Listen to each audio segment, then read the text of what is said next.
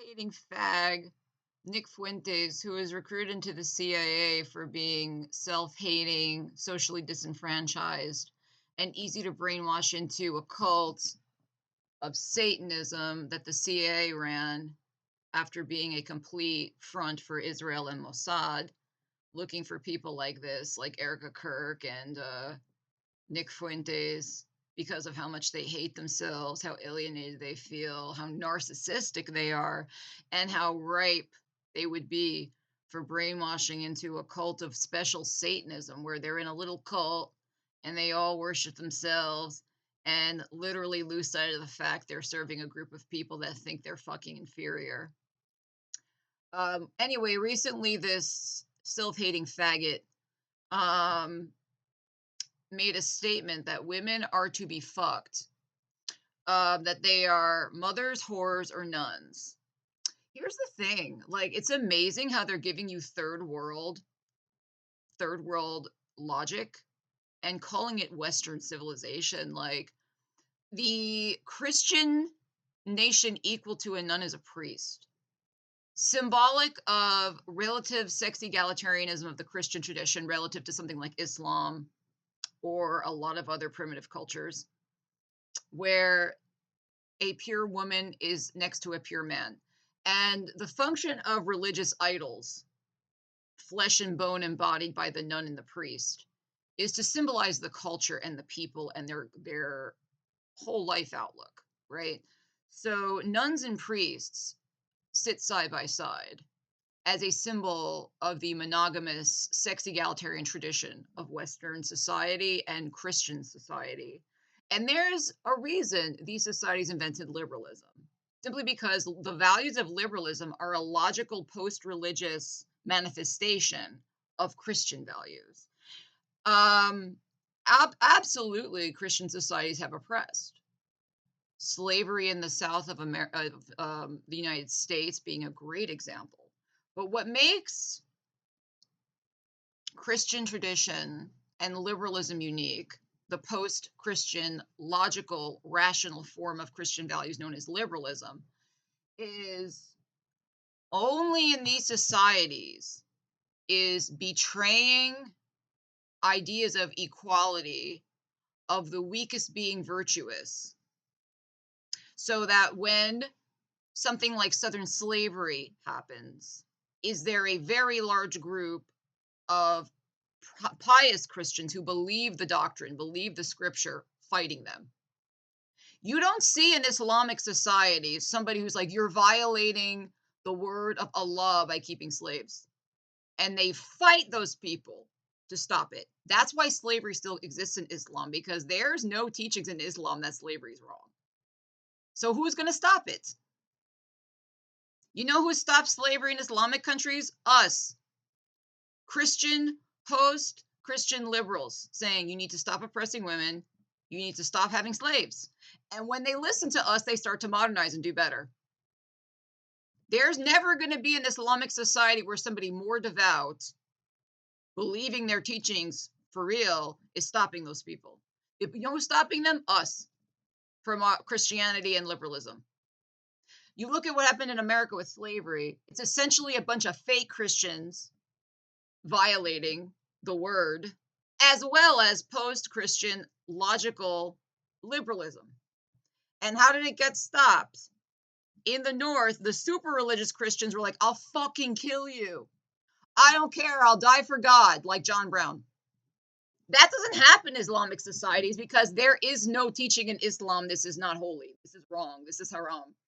They're like, no, slavery's fine.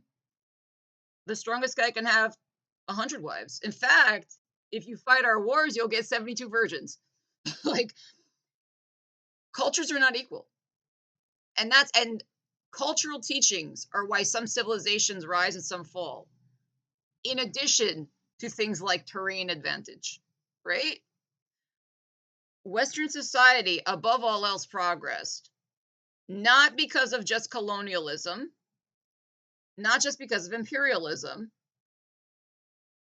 Above all else, they modernized because Christian teachings promote higher quality people who can do more women's input, more women's choice, stabilizing that allows for skilled people to do skilled things. You say, "Oh no, West excelled because of imperialism," but how did they get strong enough to subjugate other people? That needs to be explained. And when you look at the teachings of Christianity and how it promotes female egalitarianism, female input, that naturally leads to higher quality males and success. It makes sense why they succeeded. You don't need any stupid, bigoted white power shit. It's just ideas. And when you see other nations adopt Christian values, they also do better. They also become more stabilized. They also stop and fight subjugation because they now have Christian teachings and liberal teachings, because liberalism is essentially just logical post Christian values. So the values that make Christianity good: don't oppress people, don't enslave people, don't subjugate people, do unto others, you do to yourself, all this shit. Liberalism is just a streamlined, post religious, atheist version of those values, right? And you ask yourself, if it's true that the West just succeeded because of subjugating other people, which is literally not true, by the way, um, how did they ever get strong enough to do the subjugation in the first place, right? And I'm gonna tell you how. It's because Christian tradition promoted ascension of the group by not subjugating women as much, creating egalitarianism, actually less oppressive, so that the fragile nature of talent and intelligence could survive and flourish and do things. In a might makes right society where the strongest man was written by Allah to do whatever he does, there's just no role for that. It will stagnate. And that's exactly why the Islamic world stagnated and the West rose, because they replaced pagan traditions with Christianity, which eventually led to liberalism. You don't need any power bullshit or any facile white evil. And then again, like imperialism and colonialism. Now, with liberalism and logic, we know this was wrong. What they did to those people is wrong. They changed their traditions. They used the people. But for the era of human advancement, it was an improvement. White people didn't invent slavery. Slavery was happening all over the world. White people didn't invent subjugating other groups. That was happening all over the world, right? What happened in colonialism is because Europe is a cold, shitty place and expansion is beneficial, seeking new territories, which is why Europe became imperialist, and Asia, which doesn't have a need for more land and resources quite as much, just didn't do it. It's not a moral difference, it's a resource difference.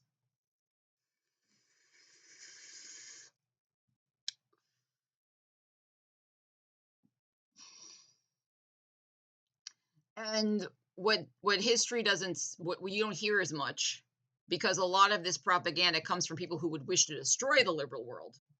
A lot of this antagonist propaganda comes from people who want to destroy the liberal world, and they frame imperial expansion as purely exploitative. Alongside exploiters were always devout Christians who wanted to bring to other people their teachings because they knew they were right, and they knew that these other people were despairing. They don't tell you that part, because the people who promote this anti-Western hate of Western civilization want you to think destroying it helps you. Destroying it frees you, when in reality it enslaves you. Western civilization is the only civilization that invented the idea people shouldn't be slaves. You get that? Are you understanding that?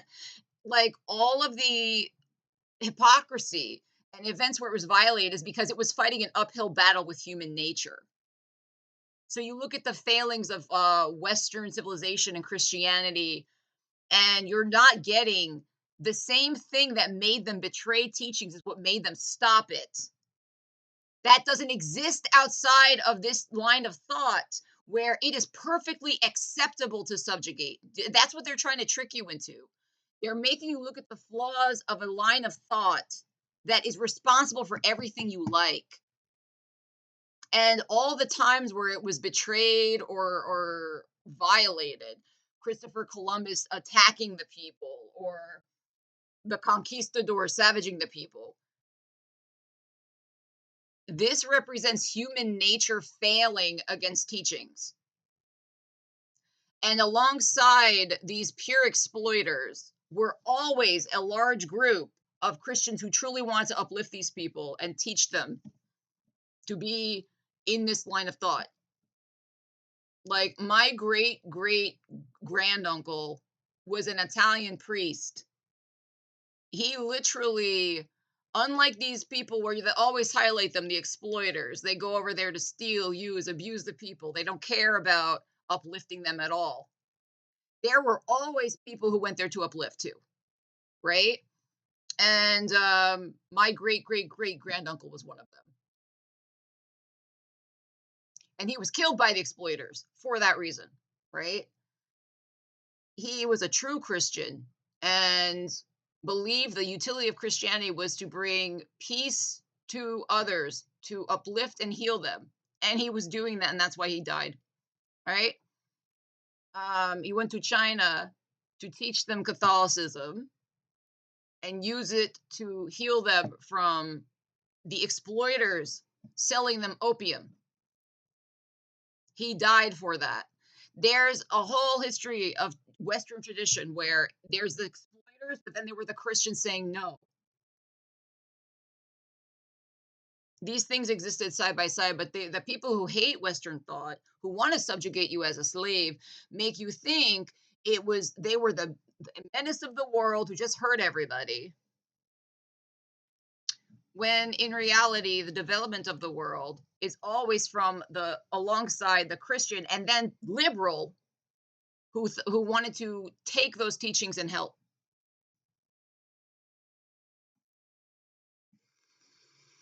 When you look at the evil shit the Western societies did, you're looking at people who defied teachings and eventually were stopped.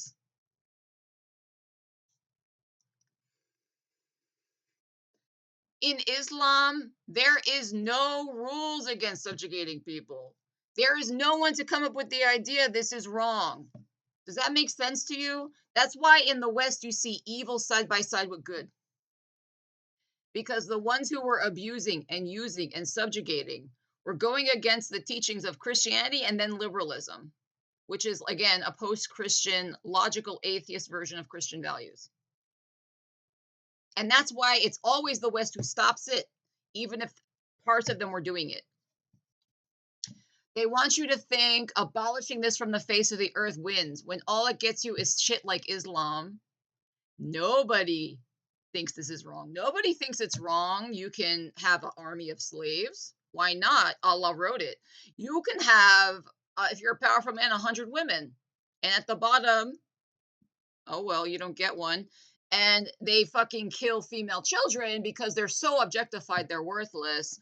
And that then creates the combination of such dehumanization of women and skewed sex ratios. They do shit like attack children, gang rape and shit, and then it's like, oh, we have to kill her because she's a shameful object now. That shit happens there for a reason, not here, simply because relative sex egalitarianism, as well as a line of thought to be compassionate to the weak, not enslave them, in Christianity as a noble goal, symbolized by the nun and the priest standing side by side as pure, um, allowed for all this other thought to happen. The idea that without any delusion of God, without any delusion of what's holy, we shouldn't subjugate people. All people are equal. We should do better and help, not oppress and say it's the way it has to be. Free will. We can do better. We have choice and we can do things. So they want you to think banishing this works for you or it's justice when you're actually walking into a box of slavery with no way out. Because these are the one people on earth who invented the idea you can't be a slave. It's not right. And all the fucking, well, Christopher Columbus did this, the Southern planters did that. It's like, yeah. And sometimes Buddhists violate their teachings, but other Buddhists stop them, right? No one's going to stop an oppressor, where the logic is oppressors can do what they want because Allah willed it. Isn't it funny our leaders are all friends with Arab warlords and post-communist slave masters like Putin? This is the hovel of the New World Order, right? And they want you to think destroying Western civilization will work for you somehow when you're just actually sleepwalking into Dubai, where it's a shithole, nobody gets anything, and there's a gilded city for the playboys. That's going to be your future. Or post-communist Russia, where they completely overwhelmed them with bullshit, uplifted the weakest people to kill the middle, and then these slave master mind controllers abolished all Western Christian teachings and told them to obey this small committee.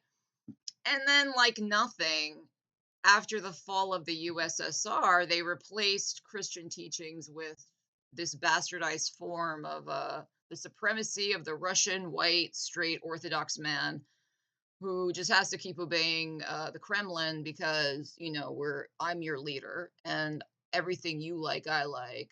And then you look at Trump and you're like, they're doing the same shit here, same shtick. This crony mafia singing to the dumbest, least informed, least Christian person that they're superior because they're Christian and white and this or that.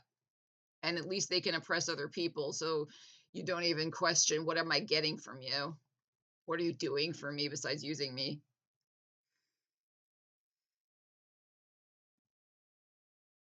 It's a real dummy outlook to look at the failings of Western society and say the whole thing is bad when every piece of progress we have is from these teachings and this line of thought and people who believed in it stopping all that, right? Who's going to stop Islamic societies and what they do other than people with our values? They don't have those values there. You have to share it with them like a quasi missionary, like a quasi liberal. The spread of liberal thought is a post atheist logical version of the missionary, right?